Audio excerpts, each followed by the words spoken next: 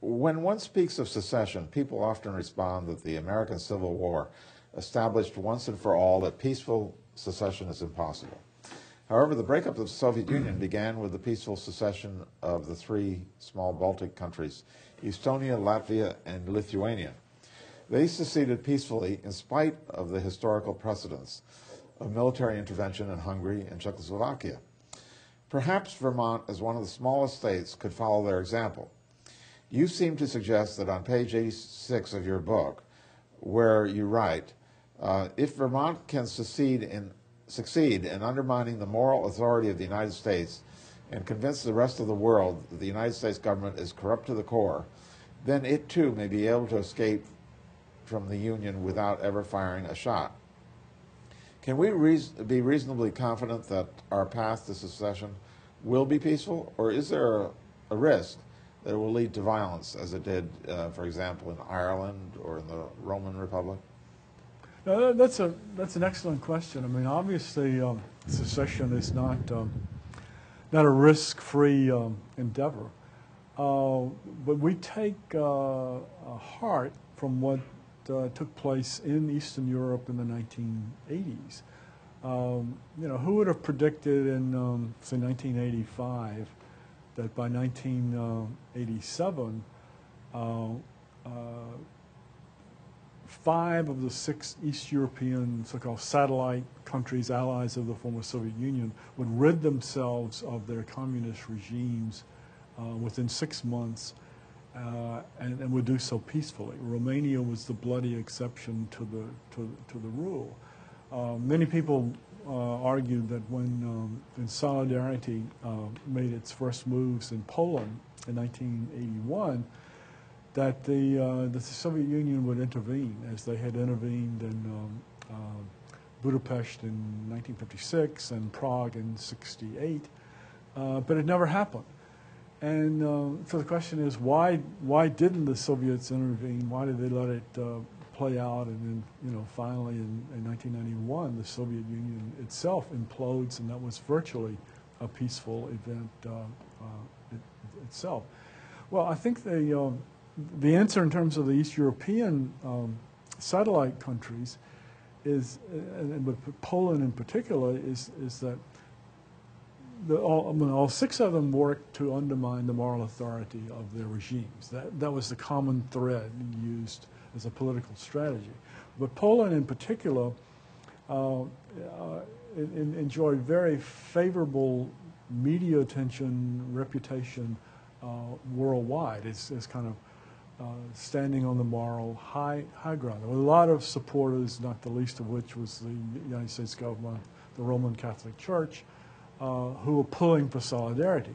Well, I think that Vermont is in exactly the same position. That it's Vermont is classic David and Goliath. What could be more absurd than tiny Vermont trying to confront the most powerful empire of all times? I mean, that's really pretty ridiculous. But therein is where the energy comes from for the whole movement, the absurdity. And I mean, when Jim Jeffords split with the Republican Party 4 or 5 years ago, I got telephone calls from all over the world. People saying, who is this guy standing up to George W. Bush in this tiny state? Well, I think that, that Vermont's got a lot of friends in the rest of the United States and the rest of the world who would be cheering us on. And that, sure, the U.S. government could snuff us out tomorrow, but I think it wouldn't play very well. And obviously the last thing in the world we should ever consider doing is you know, arming ourselves and trying to achieve secession militarily. I mean, what could be more absurd than that is providing the provocation for the empire to intervene. But if we don't provoke, then you know, what's the mechanism? I mean, suppose that the United States, what is the U.S., what's the Pentagon going to do? They're going to burn off the sugar maple crop? Are they going to destroy the black and white Holsteins? I mean, imagine trying to to enslave independent-minded Vermonters. So there's no guarantees, but I think the odds are good that we could pull it off nonviolently.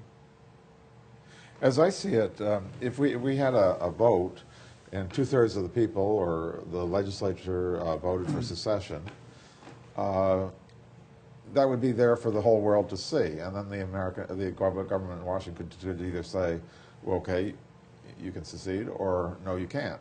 And in the worst case, maybe they could send the army here like they did to Little Rock and occupy us, but if we weren't doing any shooting, I don't see how they could justify doing any shooting either, as then we would be the ultimate picture for the world. They would see here, this one of the first American states.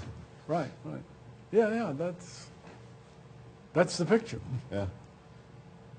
Yeah, I see how we could avoid, for sure, having any violence.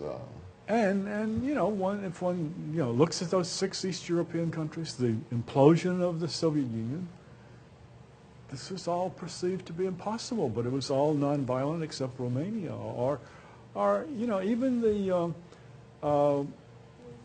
elimination of apartheid in South Africa. There was underlying skirmishes of violence for sure, but it didn't end with some traumatic, violent event in South Africa, nor the civil rights movement in the South. And so there are successful examples of secessions or secession-like activities that have been achieved non-violently around the world.